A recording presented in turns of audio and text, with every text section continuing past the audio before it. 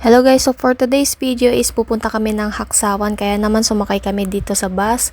Tapos bumaba kami dito sa may bus stop kasi malayo yung next na bus stop, kaya naman naglakad na lang kami papunta dito. Kadwa ko nga pala dyan yung pamangkin ko at saka yung dalawa kong manang, si Hot Mama at si Dakilang Ina Vlog. Follow nyo nga po pala siya sa Facebook page, Dakilang Ina Vlog. So yun na nga guys, medyo malapit na kami. Yung ate ko nagpupusing-pusing, akala niya live.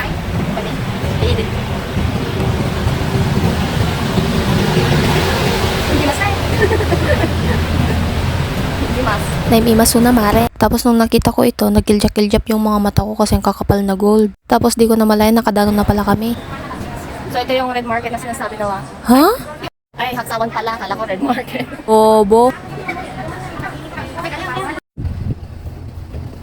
Guys, so naglugan kami ng elevator.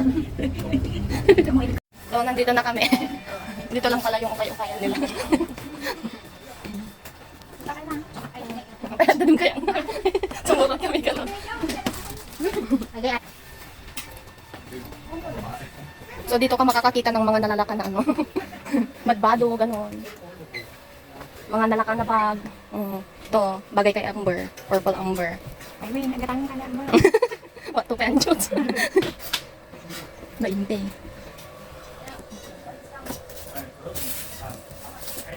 Nag-uukay si Kapnot.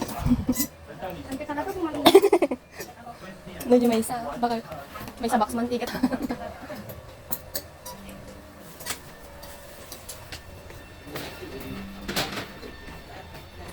Yung mga ano din sila dito. Kitchenware.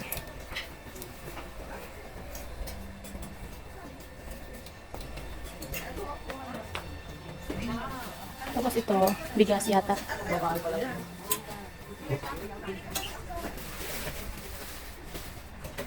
Tapos ito, naghahalongkat. Panigatang-tang eh. Beso manalak ka, alam naman po yung Taikim.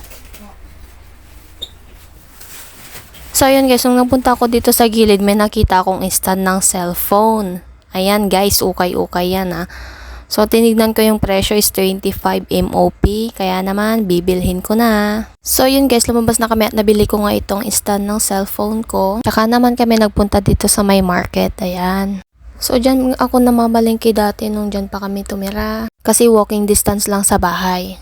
Tapos lumipat na dito sa may San Malo ngayon. Taong 2017 nga pala nung nagpupunta ako dito sa may market na ito. Kasi dito ka makakakita ng mga murang bilihin. Kaya ng mga gulay, prutas, karne, isda, ganyan. Sabang magbag na nga kami, nakakita na naman ako ng ginto dito. Na all makapal ang ginto kasi yung mukha ko lang ang makapal.